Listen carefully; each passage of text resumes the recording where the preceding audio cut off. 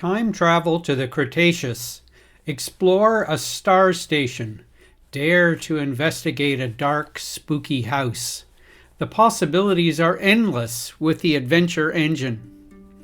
The Adventure Engine combines NoesisGUI and Meta AI images to create an illustrated text adventure engine that can support a large catalog of games.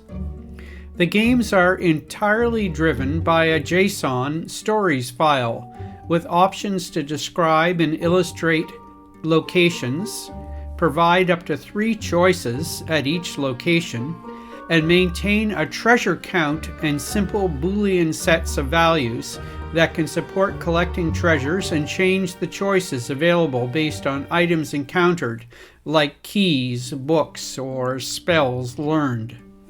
The engine is sophisticated enough to allow interesting puzzles and display amazing images generated by Meta AI. The player's progress for each adventure story is saved via player persistent variables so that the player can switch between stories at any time without losing their progress or return to a story at another time. The JSON file format is quite simple, and I plan to document it soon so that other creators can create games.